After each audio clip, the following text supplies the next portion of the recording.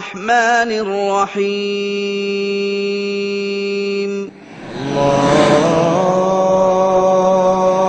الله أكبر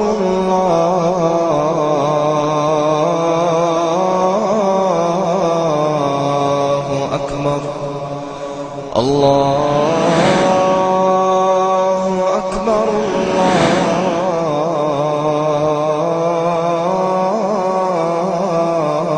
الله أكبر أشهد أن لا اللہ کی قسم اسلام کو جتنا نقصان ان گروہ صوفیاء نے پہنچایا ہے کسی اور طاقت نے اسلام کو وہ دکھ نہیں پہنچائے.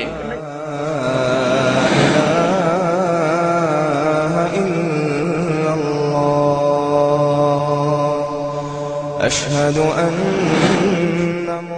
ڈاکٹر اسرار صاحب جیسا شخص جو مفسر قرآن کے طور پہ معاشرے میں معروف ہے وہ بھی اسی عقیدے کا دفاع کرتا ہوا نظر آتا ہے. جس کا نام وحدت الوجود ہے اسے کفر اور شرک نہیں کہا جا سکتا، اس سے اختلاف کیا جا سکتا ہے. ڈاکٹر صاحب اسی کتاب کے صفحہ 91 پر کہتے ہیں شیخ ابن عربی کے فلسفہ وجود پر اکثر و بیشتر ناقدین بالخصوص آج کل کے سلفی المزاج لوگ اس پہ اعتراضات کرتے ہیں، اس پہ تنقید کرتے ہیں. بہرحال میرے نزدیک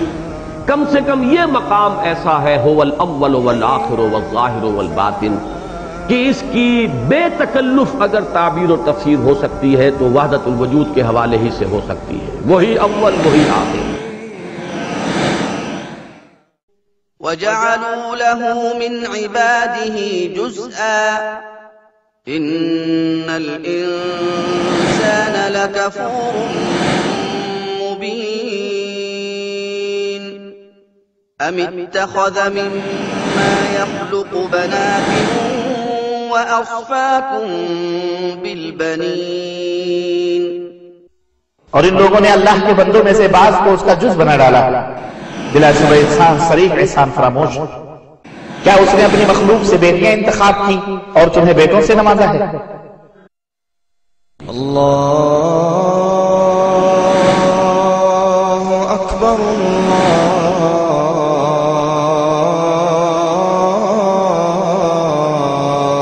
أكبر الله. الحمدللہ والصلاة والسلام علی رسول اللہ. آپ کا بھائی محمد عاقل جدہ دعوت سینٹر حی السلامہ اور اسلامی گائیڈنس سینٹر برائے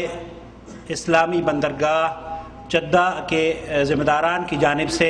آپ کا خیر مقدم کرتا ہے، خوش آمدید کرتا ہے. اللہ رب العالمین سے دعا ہے کہ اللہ رب العالمین ہمارے اس اجتماع پر اپنی رحمتوں کا نزول فرمائے. حضرات، اللہ رب العالمین نے اس ممبر سے گزشتہ کئی سالوں سے ایسی الحمدللہ آوازیں بلند کرنے کی توفیق سے نوازا ہے کہ ان کی بدولت حق و باطل میں بہت اچھے انداز میں دعوت و تبلیغ ہو رہی ہے اور حق و باطل میں لوگوں کو تمیز کی توفیق بھی ہو رہی ہے. حق و باطل میں کس طریقے سے تمیز ہو رہی ہے اور کس طریقے سے ہماری دعوت دنیا کے ہر شہر، ہر ملک، ہر جگہ پہنچ رہی ہے، اس کا ہمیں اندازہ اللہ کے فضل و کرم سے ای میل اور فونز کے ذریعے فیڈ بیک آتے رہتے ہیں. لیکن گزشتہ ماہ یا دسمبر اور جنوری میں ہندوستان گیا اور وہاں جا کر میں نے ایک لوگوں سے ملاقات کے سلسلے کا آغاز کیا جن سے مجھے یہ جاننا چاہتا تھا میں کہ ان کی ہدایت کے جو اسباب رہے ہیں وہ کیا تھے. میں دیوبند گیا، سہارنپور گیا، دہرادون، علی گڑھ اور مظفر نگر گیا. ان علاقوں میں جہاں کسی زمانے میں تقلیدی جمود ہوا کرتا تھا یا تقلیدیت کی مذاہب کی توتی بولا کرتی تھی، آج اللہ کے فضل و کرم سے وہاں قرآن و سنت آپ لوگوں کی یا مملکت سعودی عرب کی جو دعوتی سرگرمیاں ہیں ان سے اللہ کے فضل و کرم سے قرآن و سنت لوگوں کے گھروں پر دستک دے رہی ہے، اور اللہ کے فضل و کرم سے بہت سے لوگ تبدیل ہو رہے ہیں۔ آپ کو یہ حیرانگی ہوگی کہ گنگوہ جیسی شہر میں، گنگوہ جہاں جو رشید احمد گنگوہی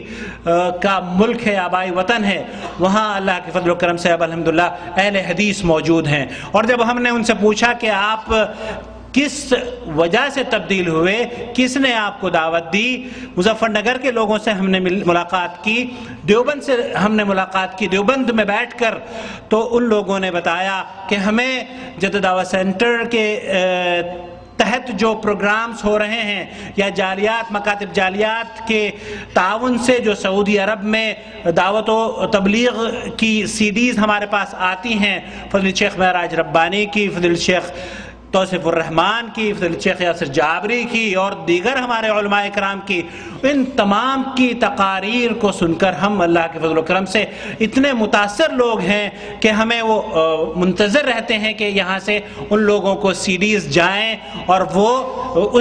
ان سی ڈیز کو عام کریں دعوت و تبلیغ میں، وہ ہمارے ساتھ تعاون بھی اللہ کے فضل و کرم سے کر رہے ہیں۔ یہ بات کہنے کا مقصد اس کا یہ تھا کہ آپ لوگوں کو تاکہ اطمینان رہے کہ جو سعودی عرب کی دعوتی سرگرمیاں ہیں اللہ کے فضل و کرم سے اللہ نے انہیں قبولیت بخشی ہے، اللہ نے ان کو پذیرائی عطا فرمائی ہے، اور سعودی عرب کی روئے زمین سے قرآن و سنت کی جو دعوت قرآن کریم یا کنگ فہد قرآنک جو پبلشنگ کمپلیکس ہے اس کے تعاون سے جو قرآن کریم چھپ کر پوری دنیا میں پھیلا ہے، اس کی بدولت اللہ رب العالمین نے ہمارے تمام ان ایسے شہروں میں جو دیوبند ہوا، علی گڑھ ہوا،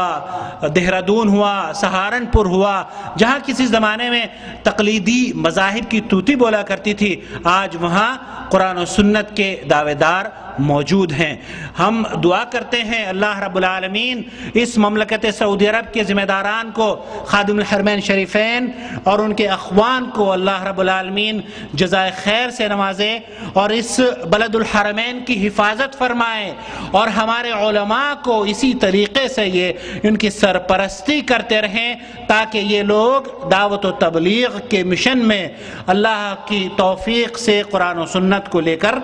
دوسروں تک پہنچاتے رہیں۔ کل شیخ توصیف الرحمان نے اس قصے کا ذکر کیا تھا تقریر میں، دعوت و تبلیغ کس طریقے سے پھیل رہی ہے۔ آپ یقین کیجئے ایک آدمی یہ بیان کرتا ہے کہ جب میں نے اس سے پوچھا کہ آپ تک دعوت و تبلیغ کیسے پہنچی، وہ یہ کہتا ہے کہ میں بمبئی میں بے روزگار تھا، تلاش روزگار میں نکلا تھا، راستہ کراس کرنے کے لیے میں دیکھتا ہوں کہ ایک میرے برابر میں اندھا کھڑا ہوا ہے جو راستہ کراس کرنا چاہ رہا ہے، میں نے سوچا اس اندھے کو میں راہ دکھا دوں، اس کی آنکھوں کی نہ ہونے کی وجہ سے اس کو راستہ تو دکھا دوں۔ اس نے کہا کہ میں اس اندھے کے پاس گیا، اس کا ہاتھ پکڑ کے میں نے اسے دوسرے کنارے کی طرف دعوت دی تاکہ میں اس کی رہنمائی کر سکوں۔ اس اندھے نے میرا ہاتھ پکڑا اور اس نے کہا اسی دوران، اب آپ اندازہ کر سکتے ہیں کہ ایک کنارے سے دوسرے کنارے تک جانے میں سڑک پر کتنی دیر لگی ہوگی۔ وہ شخص یہ کہتا ہے کہ میں اہل حدیث اس لیے ہو گیا کہ اس اندھے نے اتنی دیر میں مجھے دعوت دے دی۔ اب آپ اندازہ کیجئے کہ دعوت و تبلیغ میں جو کام کر رہے ہیں وہ کس انداز سے اپنی باتوں کو لوگوں تک پہنچا رہے ہیں۔ بہرحال میں ان بنیادی تمہیدی کلمات کے بعد اب اپنے موضوع کی طرف آتا ہوں۔ حضرات، ہمارے معاشرے میں کئی ایسی پر اسرار شخصیات ہیں جو بولنے میں کمال کا درجہ رکھتی ہیں، ان کی باتوں میں پناہ کا جادو ہوتا ہے، شگفتہ انداز بیان کے ساتھ ساتھ ایسے الفاظ کا استعمال ہوتا ہے کہ ہر خاص و عام متاثر ہوئے بغیر نہیں رہ پاتا۔